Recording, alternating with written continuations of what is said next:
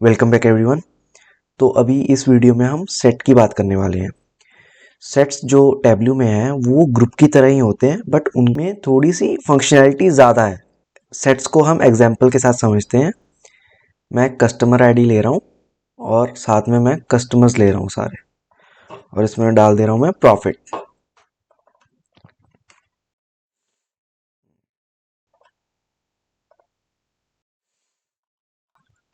अब मुझे क्या करना है, मुझे एक सेट बनाना है और उसमें कुछ पर्टिकुलर कस्टमर्स डालने हैं। तो मैं कस्टमर आईडी पे राइट क्लिक करूँगा और क्रिएट सेट। सेट बनाने के मेरे पास तीन ऑप्शन आते हैं, जनरल, कंडीशन और टॉप। जनरल में क्या होता है कि जनरल में मैं अपनी मर्जी से कोई भी कस्टमर आईडी चूज कर सकता हूँ और वो कस्टमर आईडी उस सेट में आ जाएगी। जैसे मैंने ये कस्टमर आईडी सिलेक्ट कर लिए, अब मैं ओके कर रहा हूँ तो मेरे पास ये एक सेट बन गया। मैंने पहले भी एक सेट बनाया था, दैट्स वाई अब ये सेट 2 बना है।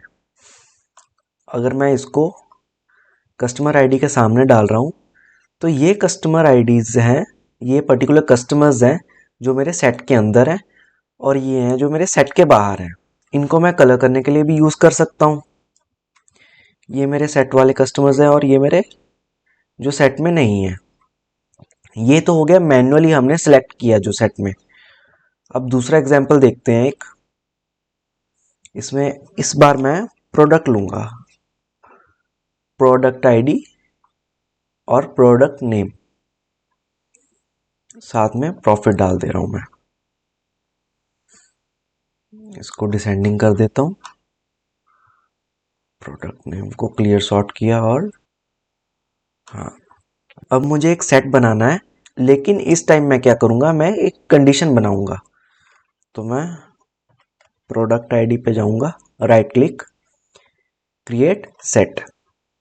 इस बार मुझे मैन्युअली सिलेक्ट नहीं करना है, मैं एक कंडीशन बनाने जा रहा हूँ। फील्ड के हिसाब से कंडीशन बनाऊँगा, so that's why by field sum of profit के हिसाब से ही बनानी है, ग्रेटर देन इक्वल्स टू 3000 कर देता हूँ मैं इसको डेटा को देखते हुए। ओके, इसको मैं प्रोडक्ट आईडी के सामने डाल दे रहा हूँ। तो जो भी मेरे प्रोडक्ट्स जो हैं जिनका सम ऑफ प्रॉफिट मेरा 3000 या 3000 से ज़्यादा है, वो इस सेट में आ जाएंगे और बाकी सारे इस सेट के बाहर रहेंगे।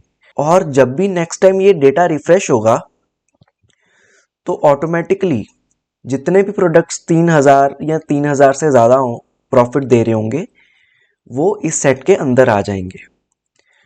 तो सेट जो है, जैसे अभी मैं इसमें मेरे पास 14 प्रोडक्ट्स आ रहे हैं, कल को 20 प्रोडक्ट्स होंगे जो 3000 से ज़्यादा होंगे तो वो 20 यहाँ पे आ जाएंगे। लेकिन मैनुअल सिलेक्शन में ऐसा नहीं था। मैंने जो product ID select, customer ID sorry, जो सिलेक्ट की थी मैंने, वही कस्टमर आईडी ही उस सेट में रहेगी। So that was a manual thing. वो रिफ्रेश होने के बाद भी उतने ही रहते। और ये जो है, ये it is more of a dynamic thing that gets calculated जब भी हम रिफ्रेश करते हैं डेटा को। एक ये तरीका हो गया। अब एक थर्ड वे देखते हैं। फिर से सेम एग्जांपल लूंगा मैं, product ID, product name.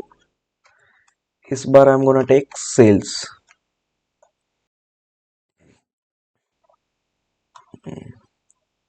Product ID, create set. इस बार मैं टॉप सेक्शन के थ्रू सेट बनाऊंगा।